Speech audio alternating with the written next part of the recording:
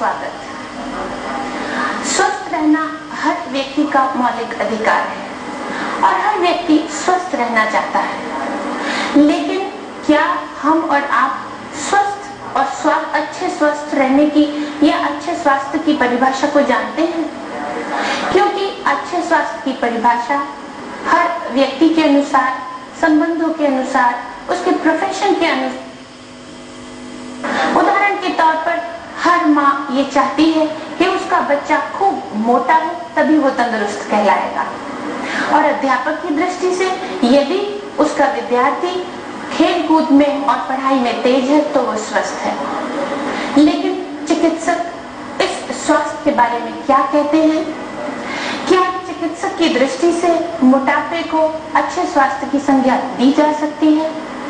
और यदि मोटापा अच्छे स्वास्थ्य की निशानी नहीं है तो इसको किस प्रकार से अपने बस में किया जाए और किस प्रकार से अपने शरीर को स्वस्थ किया जाए, आज हम इसी विषय पर चर्चा करेंगे।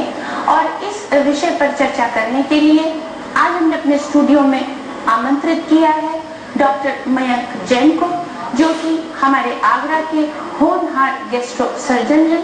पिछले एपिसोड में भी हमने उनसे बहुत सारी बातें जानी थी, बहुत सारी जानकारी जानी थी। डॉक्टर मयंक, आपका हमारे स्टूडियो में स्वागत है।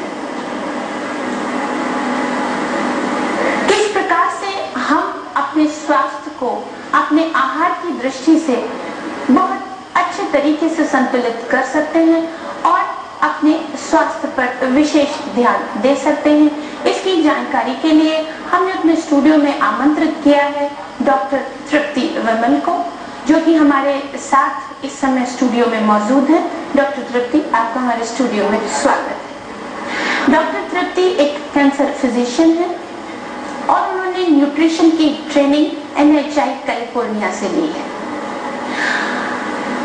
और एक बहुत ही रोचक पक्ष जो कि हम अपने दर्शकों को आज दिखाना चाहते हैं वो ये कि किस प्रकार से आप अपने शरीर के इस वजन को संतुलित रख सकते हैं और हमारे शरीर में जहां पर कहीं कहीं पर मोटापा आ जाता है, जिसको कि दूर करने के लिए लाखों प्रयत्न किए जाते हैं, लेकिन उसके बावजूद भी हम उसमें सक्षम नहीं होते।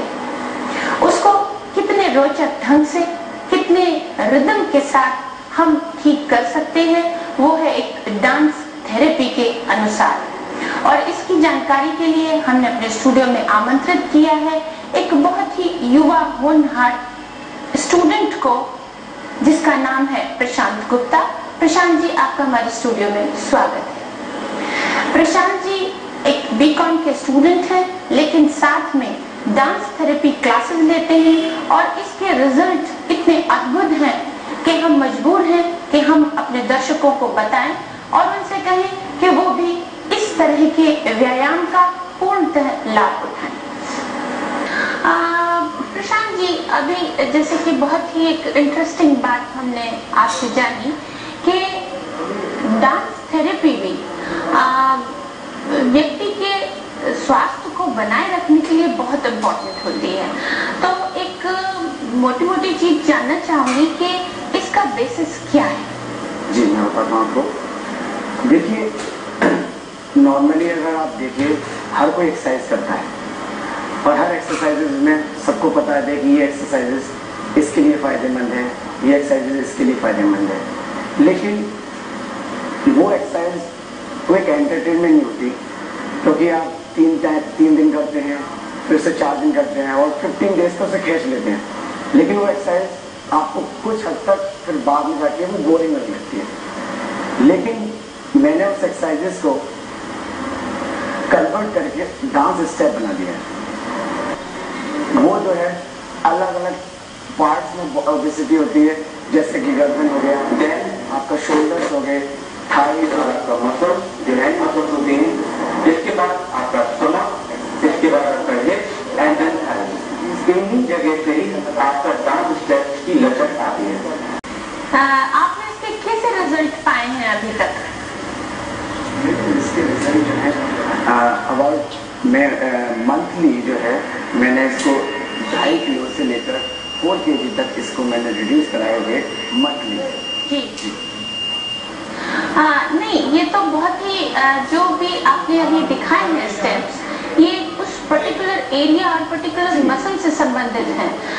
तो मैं ये जानना चाहती हूँ प्रशांत जी कि जैसे आपने इसको इन सारे स्टेप्स को एक साइंटिफिक बेसिस पे उसी पर्टिकुलर पार्ट के लिए डिवाइड कर दिया, तो जब आप किसी व्यक्ति की वेट को कम करने के लिए वर्कअप करते हैं तो क्या आप सारी की सारी मसल्स को इकट्ठा लेते हैं या सिर्फ सेक्टोरियल या उसी अंग पर वजन को फैट को रीडिस्ट्रीब्यूट करने के लिए करते हैं? देखिए, जैसे कि मैं इंस्टीट्यूट चलाता हूँ तो इस इंस्टीट्यूट के अंदर काफी अलग अलग टाइप्स के लोग आते हैं। जैसे किसी को टमी के कारण होता है जी, किसी की टमी ज्यादा होती है, उसके हैंड की मसल्स ज्यादा नहीं होती हैं, तो किसी का गर्दन की मोबिलिटी ज्यादा होती है।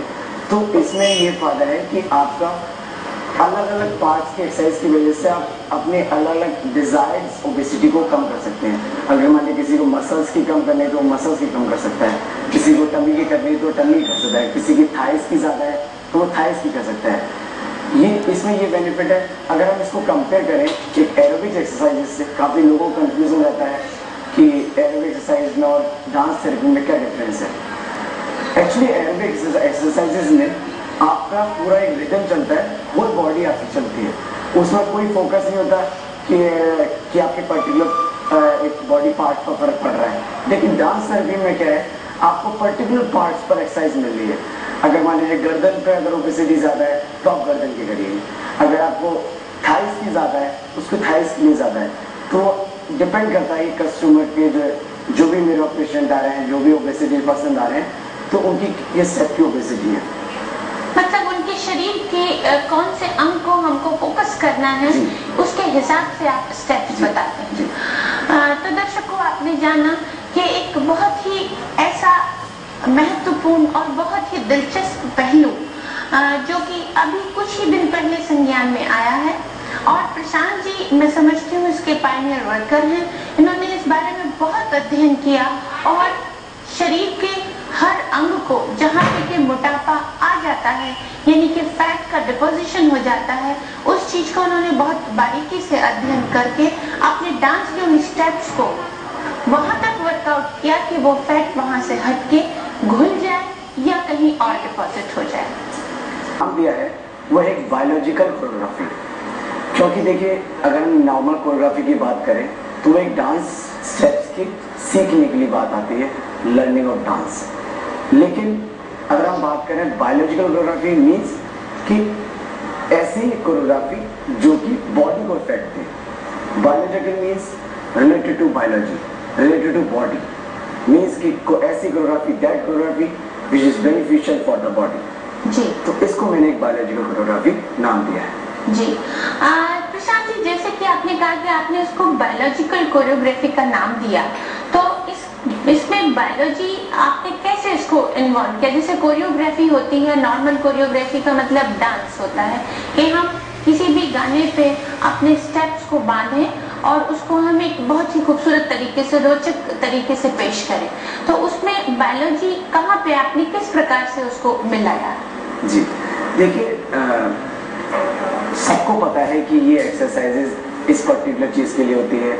ये एक्सरसाइजेज, ये आसन, जैसे कि रामदेव बाबा भी बताते हैं कि ये एक्सरसाइजेज करने से, ये योग करने से ऐसा होता है, और अलग अलग जो भी एक्सपर्ट्स हैं वो भी एक्सरसाइजेज बताते हैं। तो फिर मैंने क्या किया कि जो एक्सरसाइजेज है, क्योंकि नॉर्मली एक्सरसाइजेज लोगों को काफी बोरिंग लगता है, तो वो मैंने एक्सरसाइजेज एक्चुअली क्या करा, उन एक्सरसाइजेज को मैंने गानों की बीट्स पर सेट कर दिया, और गानों की बीट्स पर उसको एक रिदम पर रख के उन एक्सरसाइजेस को एक डांस स्टेप का रूप दे दिया। हालांकि वो एक जो भी पेशेंट है, जो ओबेस पर्सन्स हैं, उनको वो एक डांस स्टेप लगे, लेकिन अगर डीप देखें तो वो एक्चुअली एक एक्सरसाइजेज ही हैं।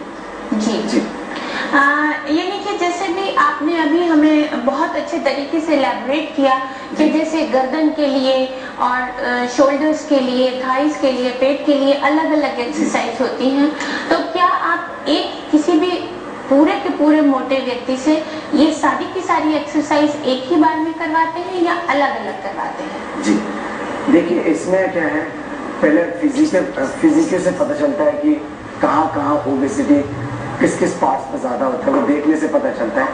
अगर फिर भी देखिए, मैं आपको नॉर्मली बताऊँ बॉडी के अंदर कभी ऐसा नहीं होता कि माथा बहुत बड़ा हो, कभी ऐसा नहीं होता कि सोल बहुत बड़ा हो। एक पर्टिकुलर जगह जगह पे देखिए आप, नेक पर शोल्डर्स हो गए, हाथ हैंड की जो मसल्स हैं वो हो गई, और आपके थाइज हो गए, मेनली स्टोमक हो गया, यही मेनली आपका देखिए ओबेसिटी होती है। कभी भी माथा बहुत बड़ा नहीं होता, कभी हैंड्स बहुत बड़े नहीं होते, जो आपका लोअर पार्ट है वो कभी बड़ा नहीं होता, तो वहाँ पर्टिकुलर वहीं से ही होता है। और डांस का जो स्टेप है और डांस की जो लचक है वो उसी पार्ट से आती है, तो इसी की वजह से वो लचक वहीं से, क्योंकि ओबेसिटी वहीं पर होती है जी। तो इसी वजह से वो काफी लाभदायक होता है, इसलिए वो बायोलॉजिकली काफी बेनिफिट होता है जी। ऐसे कहा जाता है कि चलना एक बहुत अच्छी एक्सरसाइज है, लेकिन अभी जैसे डॉक्टर तृप्ति ने कहा कि चलना एक्सरसाइज सफिशिएंट नहीं है, तो इसके बारे में आप क्या कहना चाहते हैं? जी, बहुत खूबसूरत क्वेश्चन पूछा आपने। मैं बिल्कुल दर्शकों को बताना चाहूंगा इस बात के लिए।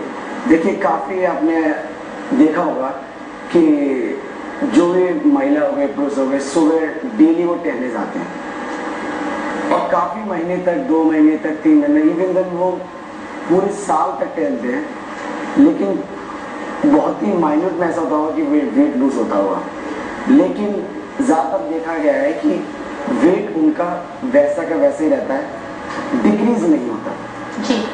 वो सिर्फ रीजन इसलिए है क्योंकि आप डेली बैलेंस डाइट नहीं ले रहे हो, शायद मे भी अगर बैलेंस डाइट ले रहे हो या आप डाइट पूरी तरह से ले रहे हो तो वो टहलना, वॉकिंग फायदेमंद रहेगा, लेकिन आपकी डाइट वही सेम है, क्योंकि आपने जो खाया वो जैसा आपने जो भी पूरे डे के अंदर खाया, पूरे दिनचर्या के अंदर आपने खाया, अब आप सुबह टहलने पे जब जा रहे हो तो वो सारा कंज्यूम टहलने में निकल गया। मतलब क्या है, जो आपने खाया वो सुबह वॉकिंग में आपने कंज्यूम कर दिया, तो मतलब आपका लेवल सेम हो गया, लेकिन डिक्रीज नहीं होगा। डिक्रीज होगा आपकी diet plus exercises, heavy exercises के साथ विगरस जो एक्सरसाइजेस होती है, और प्लस डाइट, इन दोनों के कॉम्बिनेशन से हम ओबेसिटी को कम कर सकते हैं। जी। प्रशांत जी, आप क्या कहना चाहेंगे? जी, मैं लैंग्वेज में यही कहना चाहूँगा, जैसा कि डॉक्टर महेंद्र ने कहा कि आप चाहे मेडिसिन लीजिए, चाहे आप कोई भी थेरेपी दीजिए, चाहे वीगन कुछ भी करेंगे, लेकिन आपको एक एक्सरसाइजेस, जैसे कि मैं एक नया टेक्निक लेके आया हूँ, वो भी काफ़ी एंटरटेनमेंट है, उसको आप अपनाइए जिससे कि आप डेली कर सकें। और मैं इसके लिए यही कहना चाहूँगा कि एक्सरसाइजेस एक जीवन का पार्ट बनाना चाहिए। ऐसा नहीं है कि हम पतले हो गए तो आप फिर दोबारा से अगेन अपने घर पे बैठ गए, या मतलब आप डेली दिनचर्या में काम कर रहे हैं। एक्सरसाइज एक ऐसे व्यायाम, एक्सरसाइज एक ऐसी चीज है जो आपकी पूरी दिनचर्या को एक्टिव रखता है, और काफी आपका ब्लड जो सर्कुलेशन है उसको 100% रखता है टॉप टू बॉटम।